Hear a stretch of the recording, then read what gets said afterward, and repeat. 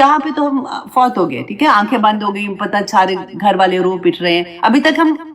कब्र में नहीं गए हैं। ये सारा मामला कब्र में जाने से पहले का है, अल्हम्दुलिल्लाह। अब देखिए जो हमारे लव वन से फौत होते हैं ना, को जन्नत से वो कफन लेके आते हैं और जन्नत की खुशबू लेके आते हैं, और आके ना कतार दर कतार, जो मोमिन जैसे वो देख रहा होता है ना, तो उसको नजर आता है कि दूर तक फरिश्ते बैठे होते हैं। अब बात नहीं कर सकता वो,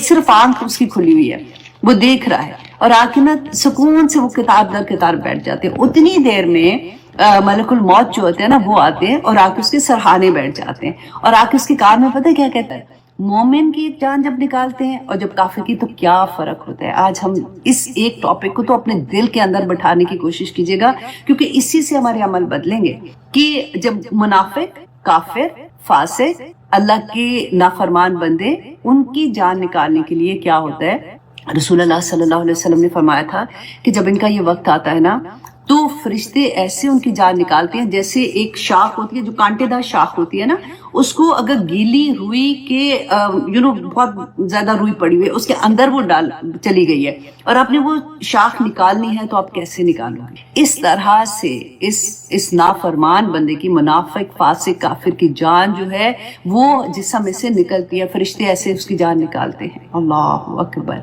और इसके साथ रसूलुल्लाह सल्लल्लाहु अलैहि वसल्लम ने बताया कि जैसे काफिर जो होता है ना, उसकी जान, वजह क्या होती है, क्योंकि देखिए जैसे आटा गूंथते हैं ना, तो आटा एंड पानी मिक्स करके गूंदा जाता है, और अगर कोई कहे कि अच्छा अब इसको पानी को अलग कर दो, आटे को अलग कर दो, तो कैसे अलग होगा। इस तरह से जान खींची जाती है, जान डूब कर निकाली जाती है। और ये कौन निकालते हैं, ये फरिश्ते जो होते हैं, उनको ये हुक्म होता है उनके रब की तरफ से। और इसी तरह से आप देखिए मोमिन की जान भी निकलती है, लेकिन मोमिन की जान कैसे निकलती है, जैसे मशकीजे में से पानी ड्रॉप होता है ना, कोई तकलीफ ही नहीं होती, आराम से निकल जाती है। क्यों? अब जान जो है वो एक जिस्म के अंदर वो छुप रही है, वो निकलना नहीं चाह रही है, वो हर जगह, जैसे कहते हैं पिंजरा होता है ना, उसके अंदर कोई बर्ड है और बाहर खूनख्वार बिल्लियां बैठी हुई हैं, तो बर्ड कैसे दुबक के बैठा होगा ना, अगर कोई उसको निकालने की कोशिश करेगा वो नहीं निकलेगा, वो पूरे जोर से पिंजरे के अंदर रहेगा। और इसी तरह से काफिर की जान हर कहते हैं, हर वो बाल जो होता है ना, ये जो रुमा होता है, उसके अंदर, जिस्म के हर हिस्से के अंदर वो इस तरह से गुंदी होती है, और वो निकलना नहीं चाहती। क्यों निकलना नहीं चाहती? क्योंकि जब वो वक्त आता है ना आखिरी, तो सारे वो पर्दे जो गायब के पर्दे होते हैं वो हट जाते हैं। इंसान, कोई भी इंसान, मुसलमान है, काफिर है, फासिक है, कोई भी, पूरी उसके पास खुल जाती है, वो देख सकता है। और जब ये फरिश्ते आते हैं जान निकालने के लिए ना, तो कैसे होता है कि वो जब देखते हैं अपनी आंख से, अब मोमिन की बात सबसे पहले कर लेते हैं ताकि थोड़ी सा हौसला हो जाए। अब मोमिन है, एक उसकी जान निकालने के लिए जब आते हैं ना, तो रसूलुल्लाह सल्लल्लाहु अलैहि वसल्लम ने फरमाया कि वो सफेद चमकदार चेहरे वाले फरिश्ते आते हैं। अब वो मोमिन देख रहा है उनको, और आते हैं और उनको जन्नत से वो कफन लेके आते हैं और जन्नत की खुशबू लेके आते हैं, और आके ना कतार दर कतार, जो मोमिन जैसे वो देख रहा होता है ना, तो उसको नजर आता है कि दूर तक फरिश्ते बैठे होते हैं। अब बात नहीं कर सकता वो, सिर्फ आंख उसकी खुली हुई है, वो देख रहा है, और आके ना सुकून से वो किताब दर किताब बैठ जाते हैं। उतनी देर में मलकुल मौत जो होते हैं ना, वो आते हैं और आके उसके सरहाने बैठ जाते हैं, और आके उसके कान में पता है क्या कहते हैं, या तो हर नफ्सुल मुतमइन्ना इरजी इला रब्बी की, कि ए नफ्स मुतमइन, तो अपने रब की तरफ चल, तेरा रब तुझसे राजी है, तू घबरा ना, तेरा रब तुझसे राजी है। जब वो ये सारा कुछ देखती है ना रूह, तो वो खुशी से निकलती है, वो कोई डरती नहीं है, वो आराम से निकल जाती है, जैसे मशकीजे से पानी निकलता है। और फिर क्या होता है, जैसे वो निकलती है तो फरिश्ते जो बैठे होते हैं ना, कतार दर कतार बैठे होते हैं, वो फौरन उसकी रूह को लेते हैं और जो जन्नत से कफन और खुशबू लाते हैं ना, उसके अंदर उसको लपेट देते हैं। अल्हम्दुलिल्लाह। कौन मोमिन नहीं बनना चाहेगा। देखिए अल्लाह सुब्हानहू तआला ने बता भी दिया कि मोमिन कैसा बंदा होता है, उसको क्या करना चाहिए, वो कैसे अल्लाह का वली बन जाता है। अंत वली फिर दुनिया वल आखिरा। अल्लाह सुब्हानहू तआला तवफ़नी मुस्लिमन वल्हिक़नी बिस्सालिहीन, दुआ मांगते हैं ना हम, तो जब वो लपेटते हैं ना, तो फरिश्तों की काफले के आगे से जैसे गुजरते हैं, तो फरिश्ते पूछते हैं कि ये कौन है, इतनी खूबसूरत खुशबू आ रही है, ये कौन रूह है। तो दुनिया में उसको जिस नाम से पुकारा जाता था ना, जैसे उसको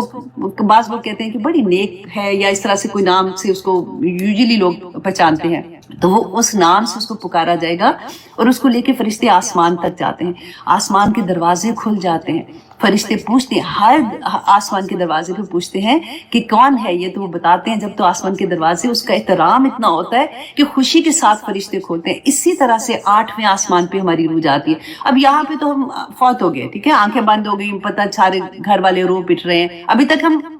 कब्र में नहीं गए हैं। ये सारा मामला कब्र में जाने से पहले का है, अल्हम्दुलिल्लाह। अब देखिए, जो हमारे लव वन जब फौत होते हैं ना, जब हमें ये पता चलता है और हमें पता चलता है, मतलब पता होता है कि वो बहुत नेक थे, अल्लाह सुब्हानहू तआला की इबादत गुजार थे, दुनिया में लोगों के साथ उनका मामला बहुत अच्छा था, किसी का दिल नहीं दुखाते थे, कोई गलत ऐसी चीज नहीं करते थे, तो तसल्ली होती है कि फिर अल्लाह सुब्हानहू तआला 8वें आसमान पे जब 7वें आसमान पे जब जाते हैं, रूह लेके जाते हैं, तो वहां पे अल्लाह सुब्हानहू तआला हुक्म देते हैं फरिश्तों को कि इसकी रूह को इल्लियीन में, इल्लियीन कौन सा दफ्तर है जहाँ पे नेक हमारे नामा माल होते हैं ना, वो वहां पे होते हैं। अच्छा, एक और हदीस में मैं पढ़ी थी कि रसूलुल्लाह ने फरमाया कि वहां पे वो अपने जो लव वंस होते हैं ना, जो फौत हो गए होते हैं, वो उनको वहां पे मुलाकात भी करती है, वो उसे पूछते हैं कि फलां का क्या हाल, फलां का क्या हाल। ये सारा मामला वहां पे होता है। और अगर फॉर एग्जाम्पल वहां पे नहीं नजर आते, वो कहते फौत हो गया, तो वो फिर एकदम से अफसुर्दा हो जाते हैं, कहते ओहो ये तो फिर सिजीन में चला गया होगा, इसलिए तो वो नजर नहीं आ रहा। तो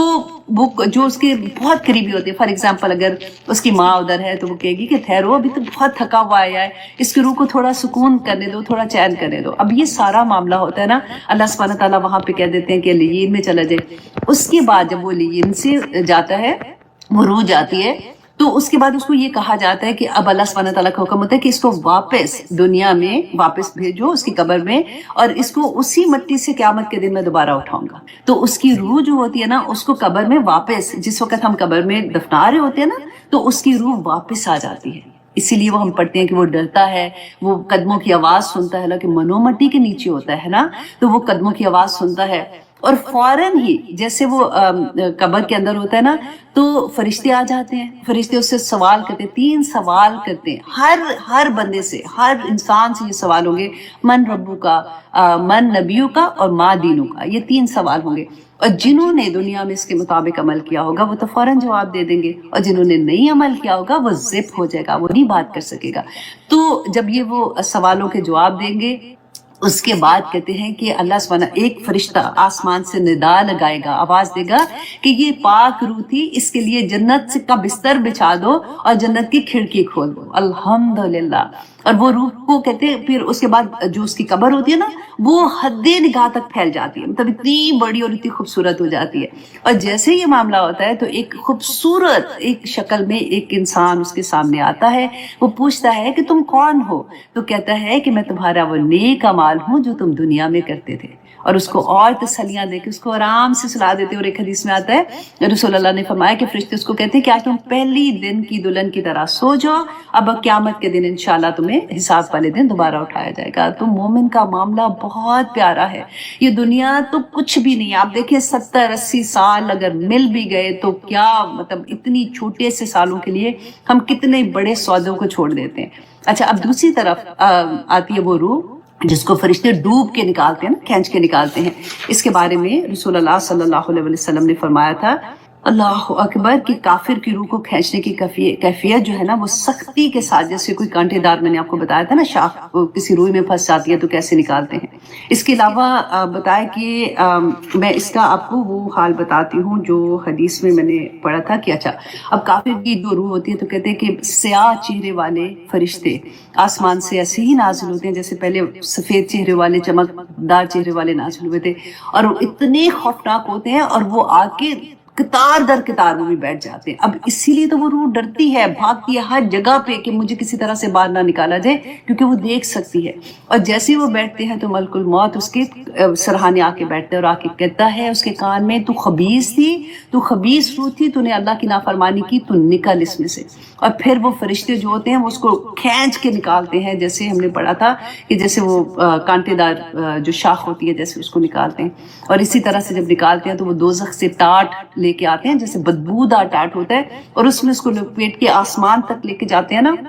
आसमान का दरवाजा नहीं खुलता। अल्लाह सुब्हानहू तआला ने फरमाया था वहां पे, जो आसमान में आपके सामने वो आया भी पढ़ दूं, सूरत अल-अराफ की आया थी, जिसमें अल्लाह सुब्हानहू तआला ने फरमाया कि इन काफिरों के लिए आसमान के दरवाजे नहीं खोले जाएंगे। कुरान में अल्लाह सुब्हानहू तआला ने फरमाया, और वो जन्नत में दाखिल नहीं होंगे یہاں تک کہ اونٹ سوئی کے سوراخ میں داخل ہو جائے. اتنا مشکل. اس سوئی کا سوراخ اور اونٹ دیکھیں کہ اللہ سبحانہ تعالیٰ نے فرمایا ناممکن ہے کہ وہ جنت میں داخل ہوں گے. اور پھر اللہ سبحانہ تعالیٰ فرمائیں گے کہ اسے نچلی، کیونکہ آسمان کے دروازے نہیں کھولے جائیں گے نا، تو وہاں سے اس کو پھینکا جائے گا. تو اللہ سبحانہ تعالیٰ فرمائیں گے کہ اسے سب سے نچلی زمین یعنی سجین میں داخل کر دو. پھر اس کی روح جسم میں لوٹائی جائے گی. پھر 2 فرشتے اس سے پوچھیں گے کہ تیرا رب کون تھا. وہی 3 کوشچن اس سے پوچھیں گے اور وہ کیا جواب دے گا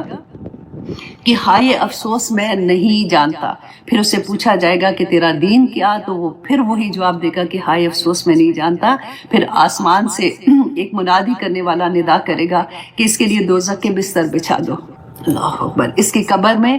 دوزخ کی کھڑکی کھول دو. پھر اس کی قبر تنگ کر دی جائے گی حتیٰ کہ اس کی پسلیاں جو ہیں وہ آپس میں ایک دوسرے کے اندر گھس جائیں گی. پھر اس کے پاس ایک بدصورت شکل والا بدبودار شخص آئے گا کہ وہ پوچھے گا کہ تو کون ہے. تو وہ کہے گا کہ میں تیرا وہ عمل تھا جو تو دنیا میں کرتا تھا. اللہ اکبر، اللہ اکبر. تو اللہ سبحانہ تعالیٰ جی ہمیں توفیق عطا کرے کہ ہم اللہ کے پیغام کو سمجھ سکیں، ہم اس قرآن کی اصل کو سمجھ سکیں. امام ابو حنیفہ نے ایک رکعت میں پورا قرآن ختم کر دیا، تو ان کو تھوڑا سا یہ ہو رہا تھا کہ یہ ٹرو ہے کہ نہیں ہے. تو جب میں نے پہلی دفعہ پڑھا تھا تو مجھے بھی یہی لگا تھا کہ یہ کیسے ہو سکتا ہے، کیونکہ ہم جیسے بندے ایک سپارہ پڑھنے میں 1 گھنٹہ لگا دیتے ہیں تو پورا قرآن ایک رکعت میں پڑھنا. تو ابھی جیسے ریسنٹلی ایک آپ نے سنا ہوگا کہ علامہ خادم حسین رضوی، ان کی وفات ہوئی تھی. تو ان کا ایک لیکچر میں سن رہی تھی، تو انہوں نے اپنے بارے میں کہا تھا کہ انہوں نے ایک رکعت میں پورا قرآن ختم کیا تھا. تو اس طرح سے بہت سے لوگ ہیں جنہوں نے آلریڈی ایسے کیا ہوا ہے. تو میں نے اپنے استاد جو ہیں ڈاکٹر نجم بالوی صاحب، ان سے جب میں نے پوچھا تھا تو انہوں نے مجھے بتایا کہ ایون دو ابھی بھی جو فیصلہ باد ہے ان کے جاننے والے ایسے ہیں جنہوں نے ایک رکعت میں قرآن ختم کیا ہے. سبحان اللہ. اور اس کو کرنے کا طریقہ کیا ہوتا ہے، کہتے ہیں کہ پورا قرآن آلموسٹ کچھ صورتیں آخری جو چھوٹی ہوتی ہیں وہ چھوڑ کے تو پورا قرآن ختم کر لیتے ہیں، اور سیکنڈ رکعت میں وہ آخری سورہ جو ہے وہ پڑھتے ہیں. اور پھر اس طرح سے بیسیکلی وہ پھر کہتے ہیں ایسے نا کہ ایک رکعت میں ختم کیا تو پورا قرآن ختم کر سکتے ہیں. تو جو میں نے آپ لوگوں کو بتایا تھا وہ ٹرو بات ہی تھی. اب دیکھیں لاسٹ ٹائم ہم لوگ جیسے درود شریف کی فضیلت کے بارے میں پڑھ رہے تھے کیونکہ جمعہ بھی ہے. تو الحمدللہ ثم الحمدللہ اتنی خوبصورت حدیث ہم جان رہے تھے اور ہم کوشش بھی کر رہے تھے ہم اس پہ عمل بھی کریں. تو آج میں آپ کو ایک اور حدیث سناتی ہوں کہ حضرت فضالہ بن عبید کہتے ہیں، یہ ترمذی کی روایت ہے کہ ایک دفعہ نبی صلی اللہ علیہ وسلم مدینہ کی مسجد میں تشریف فرما تھے کہ ایک آدمی آیا اور اس نے نماز پڑھی، اور نماز پڑھنے کے بعد اس نے اپنے ہاتھ کھڑے کیے اور دعا کرنا شروع کر دیا کہ یا رب العالمین مجھ پہ رحم فرما، مجھ پہ اپنا کرم کر. تو نبی صلی اللہ علیہ وسلم نے اس آدمی سے کہا کہ اے شخص تو نے دعا کرنے میں جلدی کی ہے. اور دعا کرنے کا طریقہ انہوں نے بتایا کہ پہلے تم اللہ سبحانہ تعالیٰ کی حمد بیان کرو اور اس کے بعد مجھ پر درود بھیجو، اور پھر اس کے بعد تم نے اللہ سبحانہ تعالیٰ سے جو دعا کرو گے انشاءاللہ وہ پوری ہوگی. اب جو اللہ سبحانہ تعالیٰ کی حمد ہے، جیسے ہم فار ایگزامپل کوئی بھی ہم جو آپ کو یاد ہے سبحان اللہ و بحمدہ عدد خلقہ ورضا نفسہ وزینۃ عرشہ ومداد کلماتہ، اور پھر آپ درود شریف پڑھتے ہیں جو بھی آپ کو درود آتا ہے، پھر آپ دعا مانگے اور اس کے بعد آخر میں بھی آپ درود شریف پڑھیں. تو نبی صلی اللہ علیہ وسلم نے کہا تھا اس طرح سے دعا قبول ہوتی ہے. تو وہ حضرت فضالہ کہتے ہیں کہ اسی وقت ایک اور آدمی آیا مسجد میں اور اس نے نماز ادا کی. تو اس نے پہلے نماز اپنی کمپلیٹ کی، اس کے بعد ہاتھ اٹھائے دعا کے لیے اور پہلے اللہ سبحانہ تعالیٰ کی حمد بیان کی اور پھر نبی صلی اللہ علیہ وسلم پہ درود بھیجا. تو نبی صلی اللہ علیہ وسلم نے کہا کہ اب تم دعا مانگو، جو تم دعا مانگو گے تمہاری دعا قبول ہوگی الحمدللہ. تو اس سے پتہ چلتا ہے ایک دعا مانگنے کا طریقہ بھی سمجھ آ جاتی ہے. اب کیونکہ میں نے آپ کو لاسٹ ٹائم بھی بتایا تھا کہ میں مشکات المصابیح جو ہے حدیث کا کورس کر رہی ہوں، تو اس میں ایک حدیث تھی جو میں آپ کے ساتھ شیئر کرنا چاہ رہی ہوں کیونکہ وہ قبر کے عذاب کے بارے میں تھی کہ حضرت ابن عباس رضی اللہ عنہ فرماتے ہیں کہ رسول اللہ صلی اللہ علیہ وسلم 2 قبروں کے پاس سے قبرستان سے گزر رہے تھے. 2 قبروں کے پاس سے گزرے تو انہوں نے کہا کہ ان 2 قبروں پر عذاب ہو رہا ہے، اور وہ بڑی چیز کی وجہ سے نہیں، چھوٹی چھوٹی چیزوں کی وجہ سے. اور انہوں نے کہا کہ یہ دونوں عذاب دیے جا رہے ہیں، کسی بڑی چیز کی وجہ سے عذاب نہیں دیے جا رہے. اور ان میں سے ایک کیا کرتا تھا، وہ پیشاب کرنے میں احتیاط نہیں کرتا تھا، اور دوسرا چغل خور تھا. ان دونوں پہ عذاب ہو رہا تھا. اب دیکھیے نبی صلی اللہ علیہ وسلم نے پھر کیا کیا تھا کہ ایک درخت کی ایک شاخ لی تھی اور اس کو توڑ کے 2 حصے کر کے دونوں قبروں پہ لگا دیا. تو صحابہ نے پوچھا کہ یا رسول اللہ آپ نے یہ جو کام کیا ہے, آپ نے یہ جو عمل کیا ہے, آپ نے پہلے تو کبھی نہیں کیا, تو یہ آپ نے کیوں کیا ایسے؟ تو نبی صلی اللہ علیہ وسلم نے فرمایا تھا کہ یہ کیونکہ وہ ہری شاخ تھی, ابھی وہ جیسے ہوتا ہے نا کہ ختم ہو جاتی ہیں بالکل, ان کا وہ جیسے ڈرائی ہو جاتی ہیں, ایسے نہیں تھی, تو ہری شاخ تھی. اور آپ کو پتہ ہے ہم نے وہ حدیث بھی پڑھی اور ہم نے قرآن میں بھی پڑھا تھا, لہو ما فی السماوات و ما فی الارض, کہ اللہ سبحانہ تعالیٰ کی تمام مخلوق اللہ کی ہے اور تمام مخلوق جو ہے وہ اللہ کی عبادت کرتی ہے. اے انسان تجھے نہیں پتا کہ ان کی عبادت کیسی ہے؟ تو نبی صلی اللہ علیہ وسلم نے کہا تھا کہ یہ کیونکہ وہ ہری شاخ تھی, تو یہ جب تک یہ ہری رہے گی ان کی تسبیح کی وجہ سے ان قبر والوں پہ عذاب کم ہوگا, عذاب ختم ہو جائے گا. تو دیکھیے یہ اس سے پھر دلیل ملتی ہے کہ جو قبر پہ گھاس ہوتی ہے جیسے, یا پھر آپ کوئی پھول جیسے جو ڈالتے جو فریش پھول ہوتے ہیں کہ وہ ان کی تسبیح ہوتی ہے, تو اس سے یہ دلیل لیتے ہیں, تو اس لیے قبر پہ وہ پھول ڈالتے ہیں, یا اس طرح سے ہوتا ہے. تو I just wanted to share with you all کہ اس طرح سے جب ہم پڑھتے ہیں تو پھر اور بھی اچھا لگتا ہے جب ہمیں سمجھ آ جاتی ہے. تو آئیے اب ہم دیکھتے ہیں سورۃ المائدہ آیت نمبر 71 میں اللہ سبحانہ تعالیٰ کیا کہتے ہیں. تھوڑا سا ریکیپ کرتے ہیں کہ ہم کیا پڑھے تھے, کہ اہل کتاب کے بارے میں پڑھے تھے کہ اللہ سبحانہ تعالیٰ نے بتایا کہ کیا انہوں نے, کیونکہ یہ اللہ سبحانہ تعالیٰ کی فیوریٹ قوم تھی, جیسے آج ہم کہتے ہیں کہ مسلمان اللہ سبحانہ تعالیٰ کی فیوریٹ قوم ہے, تو اللہ سبحانہ تعالیٰ نے بتایا کہ ان میں کیا کیا خامیاں تھیں, کہ انہوں نے کیا کیا گناہ کیے تھے, کس وجہ سے اللہ سبحانہ تعالیٰ ناراض ہوتے تھے, اور پھر کیسے اللہ سبحانہ تعالیٰ سے یہ معافی مانگتے تھے, توبہ کرتے تھے, اللہ سبحانہ تعالیٰ معاف کرتے تھے, اور پھر وہ گناہ کرتے تھے. اور لاسٹ پروگرام میں ہم نے دیکھا تھا کہ اللہ سبحانہ تعالیٰ نے کہا کہ اگر یہ اپنے فیصلے اللہ کے احکامات کے مطابق نہیں کرتے تو یہ فاسق ہیں, یہ کافر ہیں, یہ ظالم ہیں. کوئی بھی ہم میں سے کوئی بھی اگر اللہ سبحانہ تعالیٰ کے احکامات کے مطابق فیصلے نہیں کرتا, اب زندگی کے فیصلے تو صبح سے شام تک ہم کرتے ہیں نا, تو ہمیں یہ دیکھنا ہوگا کہ کیا ہمارے فیصلے اللہ سبحانہ تعالیٰ کے احکامات کے مطابق ہیں کہ نہیں ہیں. تو یہاں پہ اب آگے اللہ سبحانہ تعالیٰ ایک اور چیز بتاتے ہیں کہ وَحَاسِبُوا, اور انہوں نے سمجھا, وہ جو سارے گناہ کرے تھے, ساری انہوں نے غلط چیزیں کی, اور پھر اللہ سبحانہ تعالیٰ نے ان کو معاف کر دیا, تو انہوں نے کیا سمجھا, وَحَاسِبُوا, اور انہوں نے سمجھا اللہ کے نہ تکونا ہوگا فتنہ, کوئی فتنہ, کہ کوئی سزا نہیں ہوگی, کوئی پکڑ نہیں ہوگی, اللہ سبحانہ تعالیٰ نے کچھ نہیں کہنا. فَعَمُوا, تو وہ اندھے ہو گئے, مینس کہ ان کا دل کا نور ختم ہو گیا. وَصَمُّوا, اور وہ بہرے ہو گئے, وہ حق سننے سے بہرے ہو گئے. ثُمَّ تَابَ, پھر مہربان ہوا اللہ علیہم ان پر. ثم, پھر امو, وہ اندھے ہو گئے. وَصَمُّوا, اور وہ بہرے ہو گئے. کثیر منہم, ان میں سے بہت زیادہ. دیکھیے ہر ایک کی بات نہیں ہے, اللہ سبحانہ تعالیٰ نے یہ نہیں کہا کہ وہ سارے کے سارے ایسے ہو گئے, کثیر کا لفظ آتا ہے. دیکھیے آج بھی آپ دیکھیے کہ اگر ہم بات کرتے ہیں تو ایسا نہیں ہے کہ سارے مسلمان ایسے کریں. اگر رشوت کی بات ہوتی ہے تو دیکھیں کتنا کامنلی ہوتا ہے کہ ہاں رشوت کے بغیر تو کوئی کام ہی نہیں ہوتا, سود کے بغیر کیسے کاروبار کرے, بینک سے لون لیں گے تو کریں گے. اب یہ چیزیں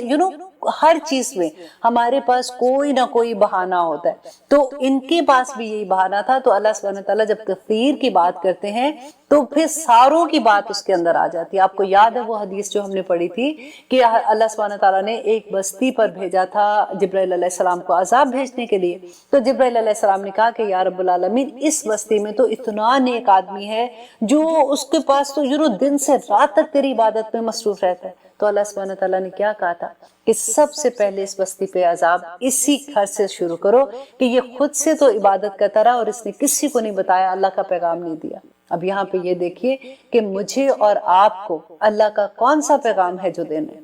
ہماری بھی تو جاب ہے نا. اللہ سبحانہ تعالیٰ نے کہا کہ پہلے تو یہ امت تھی جس کو اہل کتاب کریں, جس کے بارے میں ہم پڑھیں کہ اللہ سبحانہ تعالیٰ کہتے ہیں کہ ان کو فضیلت دی آسمانوں اور زمینوں پہ ساری, انی فضلتکم علی العالمین کی بات کی. تو آج اگر اللہ سبحانہ تعالیٰ نے ہمیں فضیلت دی ہے تو اس کے ساتھ جاب کیا تھی. اللہ سبحانہ تعالیٰ نے وہ امامت ان سے لے کے, اسی لیے تو ہم مسلمان اپنے آپ کو جو کہتے ہیں نا کہ ہم اللہ سبحانہ تعالیٰ نے اتنا بڑا درجہ دیا کہ امامت کا فریضہ ان سے لے کے مسلمانوں کو جو دیا تھا, تو اللہ سبحانہ تعالیٰ نے پھر جواب کیا دی تھی کہ کنتم خیر امت اخرجت للناس تأمرون بالمعروف وتنہون عن المنکر, کہ تم بہترین امت ہو. اب مسلمانوں کو اللہ کہتے ہیں کہ تم بہترین امت ہو, تم کو میں نے لوگوں کے لیے پیدا کیا تاکہ تم نیکی کا حکم دو گے اور برائیوں سے روکو گے۔ تو ہم اپنا کام کتنا سر انجام دے رہے ہیں، سب اپنے آپ سے پوچھیں، اپنے دل سے پوچھیں، کسی سے پوچھنے کی ضرورت نہیں ہے نا۔ تو آگے دیکھیے یہ اللہ سبحانہ تعالیٰ نے کہا 2 دفعہ ایسا ہوا کہ وہ اندھے اور بہرے ہو گئے، پھر اللہ نے معاف کیا اور پھر وہ اندھے اور بہرے ہو گئے۔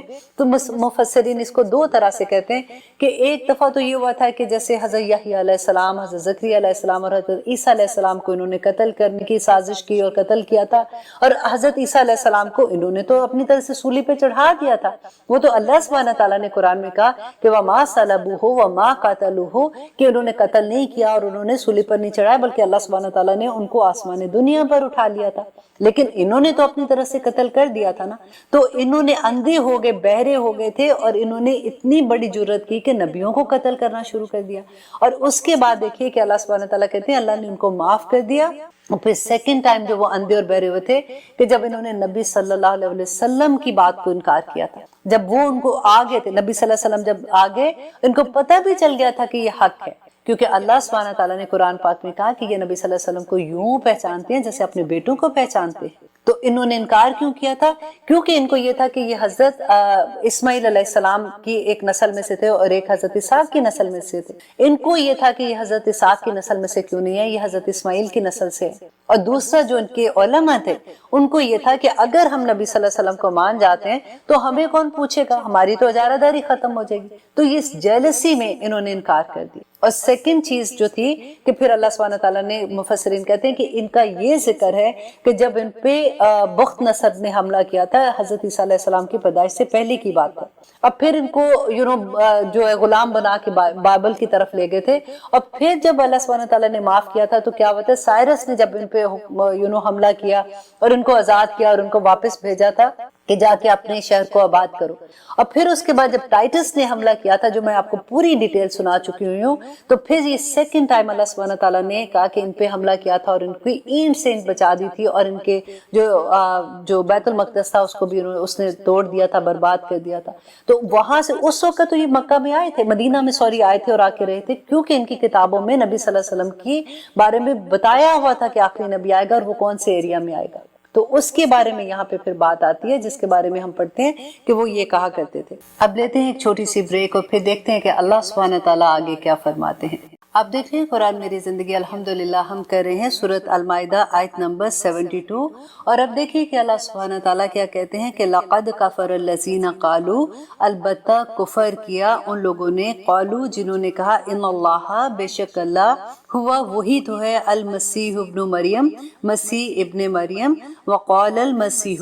حالانکہ مسیح علیہ السلام نے کہا تھا، یا بنی اسرائیل، اے بنی اسرائیل، اعبدوا اللہ، اللہ کی عبادت کرو، ربی جو میرا رب ہے، و ربکم اور تمہارا رب ہے۔ یہاں پہ دیکھیے کہ جو اللہ سبحانہ تعالیٰ نے کہا کہ لقد کفر الذین، کہ کفر کیا، کفر کس چیز کو کہہ رہے ہیں اللہ سبحانہ تعالیٰ؟ ان کے شرک کو کہہ رہے ہیں، کہ وہ لوگ جو اللہ سبحانہ تعالیٰ کے ساتھ شرک کرتے تھے، مسیح علیہ السلام کو وہ اللہ سبحانہ تعالیٰ کا بیٹا کہتے تھے، یا پھر بہت سے لوگ تھے جو کہتے تھے کہ یہ اللہ ہی ہیں، تو اللہ سبحانہ تعالیٰ ان کو یہاں پہ کہہ رہے ہیں۔ لیکن یہاں پہ ایک چیز دیکھیے کہ اتنی بڑی آزمائش تھی ان لوگوں کے اوپر کہ کیونکہ حضرت مسیح علیہ السلام کو اللہ سبحانہ تعالیٰ نے جو معجزات دیے تھے، اب دیکھیے کہ آج ہمارے سامنے اگر کبھی ایسی کوئی چیز آتی ہے تو ہمارا ایمان کیا ہوتا ہے؟ اگر ہمیں کبھی کوئی یہ کہہ دیتا ہے کہ فلاں شخص جو ہے اگر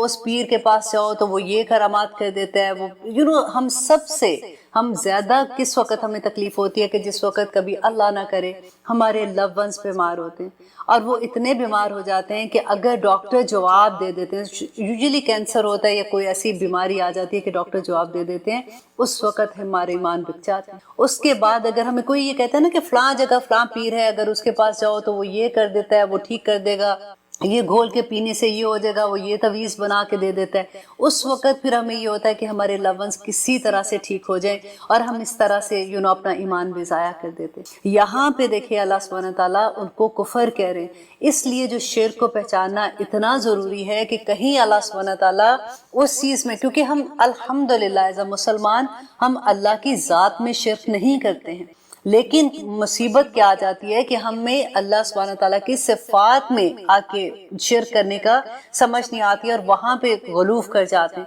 اور دیکھیے اللہ سبحانہ تعالیٰ یہاں پہ یہ کہتے ہیں کہ حالانکہ مسیح علیہ السلام نے کہا تھا کہ اے بنی اسرائیل عبادت کرو اللہ کی جو میرا رب ہے اور تمہارا بھی رب ہے، انہو بے شک وہ من یشرک جو کوئی شرک کرے گا باللہ اللہ سے، فقد حرم اللہ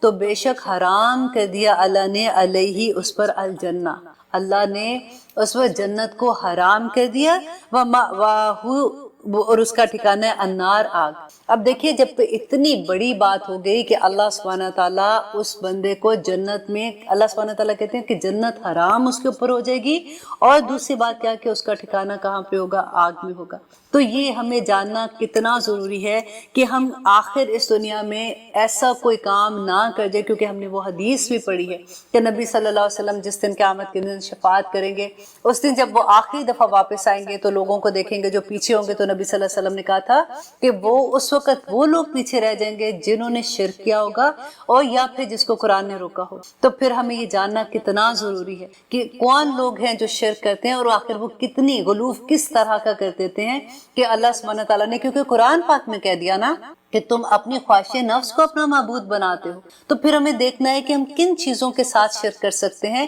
اور کن کے ساتھ ہم نہیں کرتے، اور جن کے ساتھ ایسی چیز ہوتی ہے تو ہم ان سے کیسے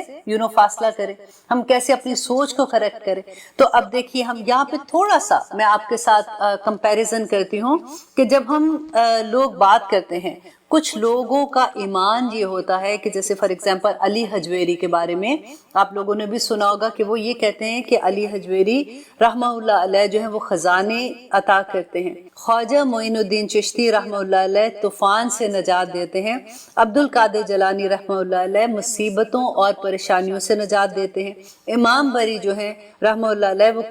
کوئی جیسے وہ ہوتا ہے نا کہ بری قسمت ہوتی ہے تو وہ کہتے ہیں کہ کھوٹی قسمتیں جو ہوتی ہیں ان کو کھری کر دیتے ہیں، سلطان باہو رحمہ اللہ علیہ اولاد نوازتے ہیں۔ تو آپ یہ دیکھیے کہ کبھی ہم نے یا وہ لوگ جو ایسے سوچ رکھتے ہیں وہ یہ بھی کبھی انہوں نے سوچا کہ جب علی حجویری نہیں تھے تو خزانے کون بانٹ رہا تھا، جب معین الدین چشتی نہیں تھے تو طوفان سے نجات کون دیتا تھا، جب عبد القادر جیلانی رحمہ اللہ علیہ نہیں تھے تو مصیبتوں سے کون جان چھڑاتا تھا، جب امام بری نہیں تھے تو کھوٹی قسمتیں کون کھری کرتا تھا، اور جب سلطان باہو رحمہ اللہ علیہ نہیں تھے تو اولادیں کون دیتا تھا۔ دیکھیے ایک ہی کلمہ لا الہ الا اللہ کہ اللہ کے سوا کوئی معبود نہیں ہے۔ اور اب یہ دیکھیے کہ ہم کئی دفعہ ہوتا ہے نا کہ جب ہم ایسی حدیث پڑھتے ہیں کہ اللہ سبحانہ تعالیٰ، نبی صلی اللہ علیہ وسلم نے کہا کہ تم مومن ہو نہیں سکتے جب تک کہ تم مجھ سے اور اللہ سبحانہ تعالیٰ سے، اپنے والدین سے، اپنی اولاد سے، ہر چیز سے بڑھ کے محبت نہ کرو، تو پھر ہم ڈر جاتے ہیں، پھر ہمیں لگتا ہے کہ نہیں ہم اس کا مطلب ہم کسی سے محبت نہیں کرتے، ہمیں دنیا بھی صحیح نہیں، ہم دنیا سے بھی محبت نہیں کرتے۔ ہم اللہ سبحانہ تعالیٰ نے خود قرآن میں کہہ دیا کہ ان 9 چیزوں کی محبتیں تھی، جس میں پیسہ بھی تھا، شہرت تھی، اس میں گاڑیوں کی بات اس سینس میں کہ اس وقت گھوڑے تھے سواری کے لیے، آج گاڑیاں ہیں، تو بڑی بڑی گاڑیاں، اس طرح کی چیزوں کی محبت اللہ سبحانہ تعالیٰ نے دلوں میں ڈال دی ہے، اور وہی آزمائش ہو جاتی ہے۔ کیونکہ دیکھیے ان رشتوں کے ساتھ یا ان چیزوں کے ساتھ محبت کرنا کوئی گناہ نہیں ہے، صرف فرق یہ ہے کہ جب ہم محبتیں کرتے ہیں تو ہمیں اس بات کا خیال ہونا چاہیے کہ اللہ کی محبت کی پرائرٹی ہو، کہ جہاں پہ اللہ سبحانہ تعالیٰ اور نبی صلی اللہ علیہ وسلم کی بات آ جائے وہاں پہ ہم یہ سارے رشتوں کو ایک سائڈ پہ کرتے ہیں، کیونکہ اللہ سبحانہ تعالیٰ کی محبت یہی رشتے تو آڑ میں آتے ہیں نا، کیونکہ قرآن میں اللہ سبحانہ تعالیٰ نے کیا کہا کہ المال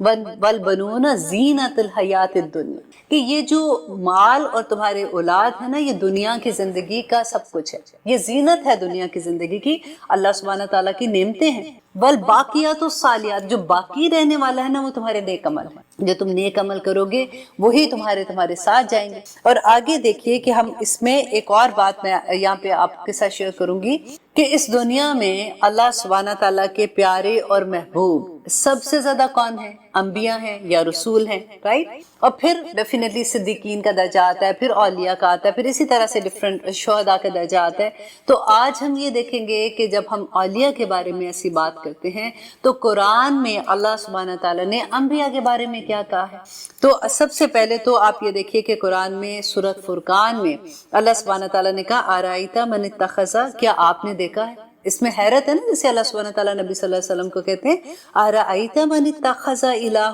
ہواہ، کیا تم نے اس شخص کو دیکھا، اس شخص کے حال پر غور کیا جس نے اپنی خواہش نفس کو اپنا الہ بنا لیا ہو۔ اور سورہ کاف دیکھیں، ہم ہر جمعے کو پڑھتے ہیں نا، اس میں اللہ سبحانہ تعالیٰ کہتے ہیں کہ مخلوقات کا اللہ کے سوا کوئی خبرگیر نہیں ہے، مخلوقات کا اللہ کے سوا کوئی خبرگیر نہیں۔ اور اس سینٹنس کو آپ جو میں نے پیچھے آپ کو بتائے تھے سارے اولیاء کے بارے میں، اس کے ساتھ ذرا اٹیچ کیجئے تو اللہ سبحانہ تعالیٰ کہتے ہیں اور وہ اپنی حکومت میں کسی کو شریک نہیں کرتا، کیونکہ اللہ سبحانہ تعالیٰ نے کہا مَا لَهُم مِّن دُونِهِ مِّن وَلِيٌّ وَلَا يُشْرِكُ فِي حُکْمِهِ أَحَدًا، کہ اللہ سبحانہ تعالیٰ اپنی حکومت میں کسی کو شریک نہیں کرتا۔ پھر ہم کہاں بہہ کے جاتے ہیں؟ پھر اللہ سبحانہ تعالیٰ دیکھیں کہ اس دنیا میں اللہ سبحانہ تعالیٰ کے جتنے بھی رسول ہیں وہ اللہ سبحانہ تعالیٰ کے نمائندے ہیں، اور نمائندہ ہونے کی حیثیت سے اللہ سبحانہ تعالیٰ کے سب سے زیادہ عزیز ہے۔ تو اللہ سبحانہ تعالیٰ جب قرآن پاک میں انبیاء کے واقعے بیان کرتے ہیں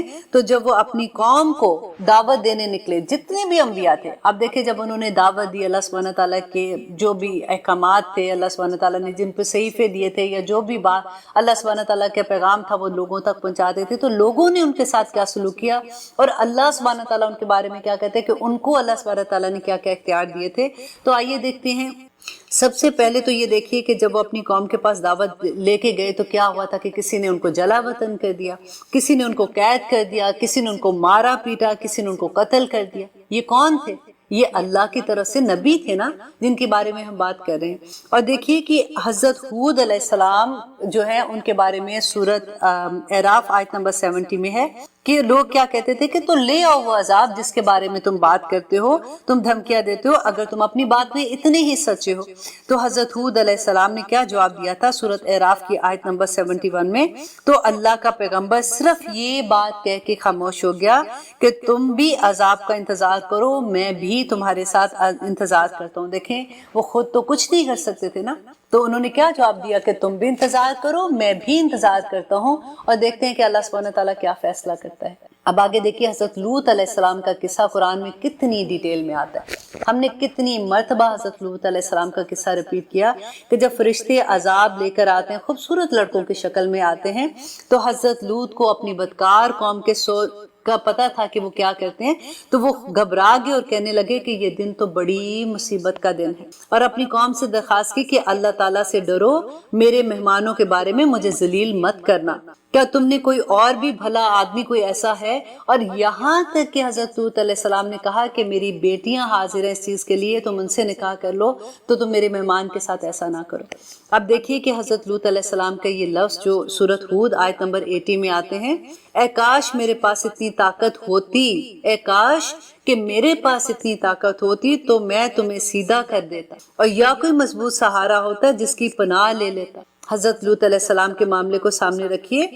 اور پھر دیکھیے نبی صلی اللہ علیہ وسلم ہمارے جو نبی تھے، اب ان کے واقعات، پوری زندگی، پوری سیرت کو آپ سامنے رکھیے، اور آپ دیکھیے کہ نبی صلی اللہ علیہ وسلم کی زندگی میں جب ایسے واقعات ہوئے تھے تو پھر کیا ہوا تھا۔ دیکھیے قرآن میں اللہ سبحانہ تعالیٰ بار بار کہتے ہیں نا کہ اے نبی ان کو کہہ دو کہ میں ایک بشر ہوں، اے نبی ان کو کہہ دو کہ میں رسول ہوں، میں اللہ کا پیغام لے کے آیا ہوں، تم میری پیروی کرو۔ اب دیکھیے کہ نبی صلی اللہ علیہ وسلم جو تھے مسجد حرام میں نماز پڑھ رہے تھے، اور نماز کی حالت میں کیا ہوا تھا کہ سجدے کی حالت میں تھے کہ آپ صلی اللہ علیہ وسلم کے اوپر انہوں نے اوجڑی رکھ دی تھی۔ تو کیا ہوا تھا، حضرت فاطمہ کو جیسے پتا چلا وہ بھاگی آئیں، وہ روتی جا رہی تھی اور ساتھ اس کو ہٹا رہی تھی اور ان کو صاف کرتی جا رہی تھی۔ اور پھر حضرت فاطمہ جب بھاگی آئیں تو انہوں نے اپنے بابا کو اس مشکل سے نجات دلائی تھی نا، تو ایک مشرک جو تھا عقبہ، اس نے آپ کے گلے میں چادر ڈال کے اس کو جیسے ٹویسٹ کرتے ہیں نا چادر کو، اتنی زور سے گلا گھونڈا تھا کہ قریب تھا کہ نبی صلی اللہ علیہ وسلم کا گلا گھونٹ جاتا۔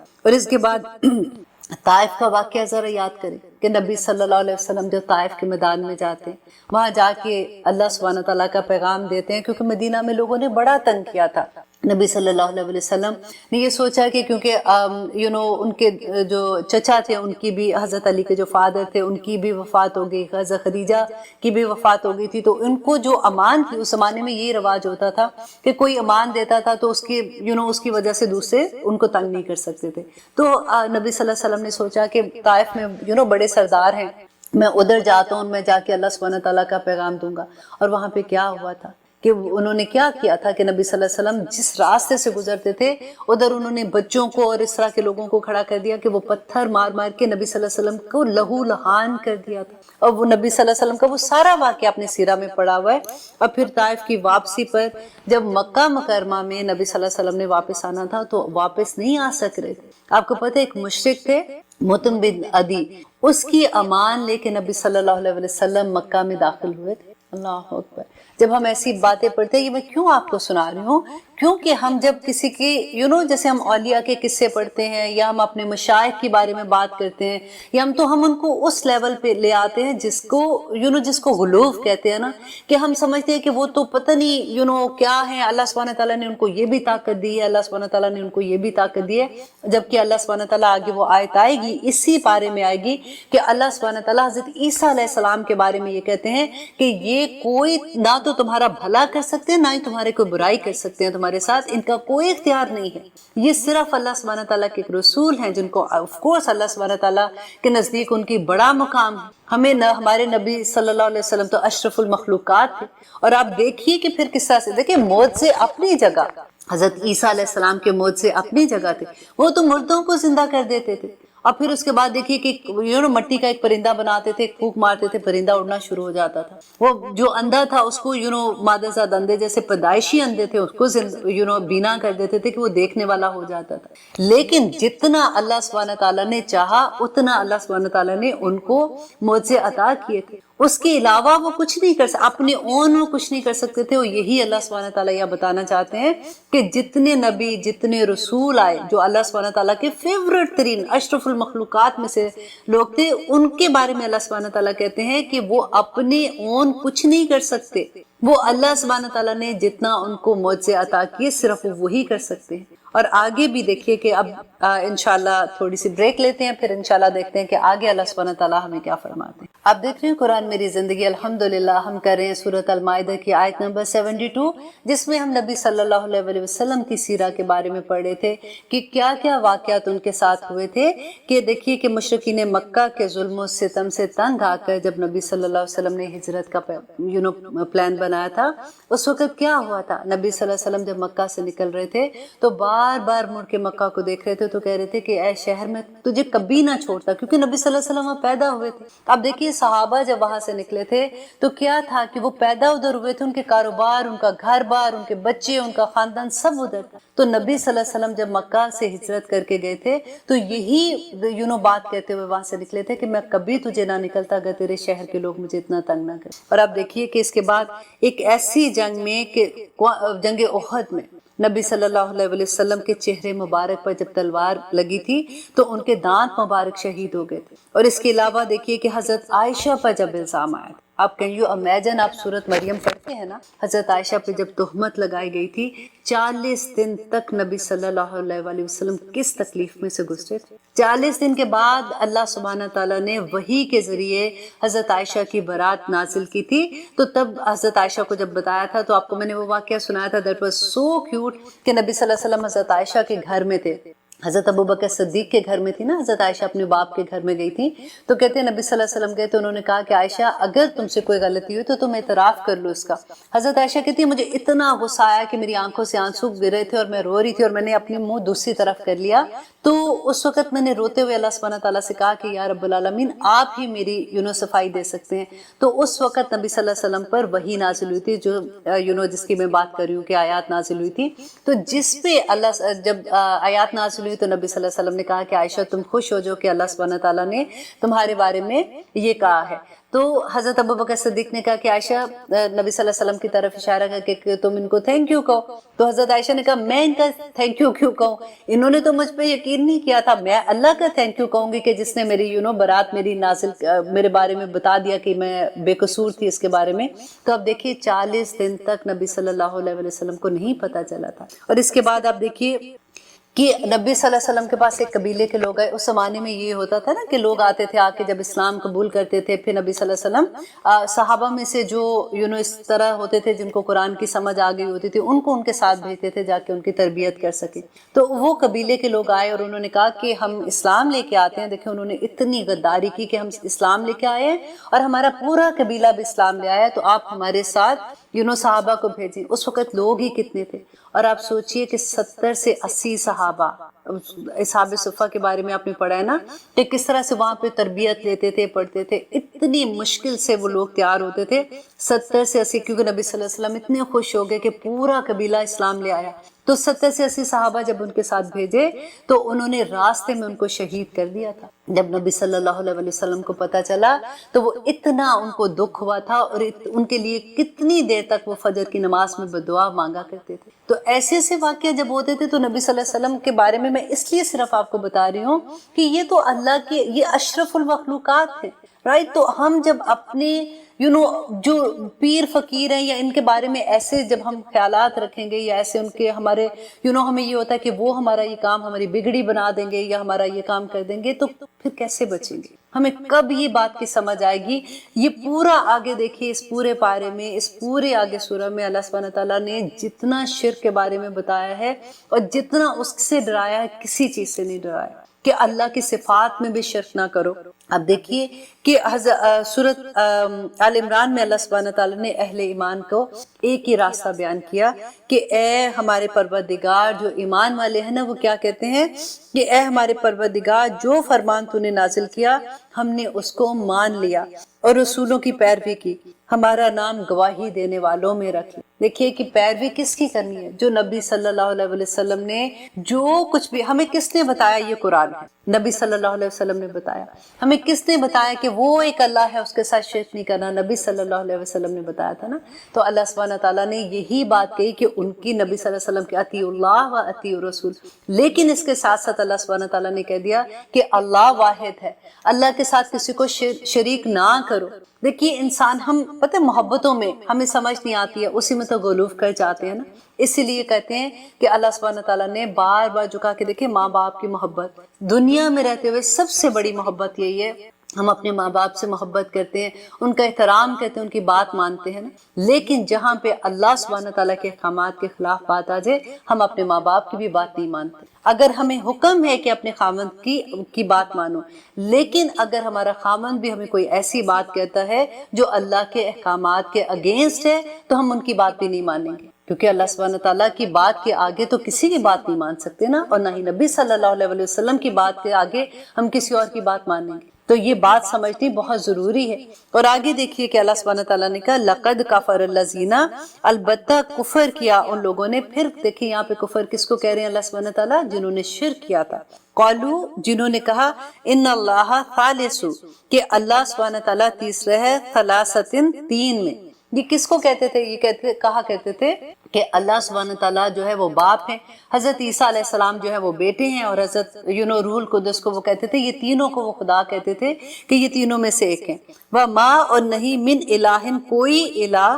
الا, مگر الہ واحد, مگر ایک ہی خدا ہے. وَإِن لَمْ يَنْتَهُوا, اور اگر وہ نہ بازے, اما, اس سے جو, یقولون, وہ کہتے ہیں, لَيَمَسَّنَّ الَّذِينَ كَفَرُوا, تو البتہ ضرور پہنچے گا ان لوگوں کو جنہوں نے کفر کیا, منہم, ان میں, عذاب علیم, انہیں دردناک عذاب پہنچے گا. اور دیکھیے بار بار انشاءاللہ اگلے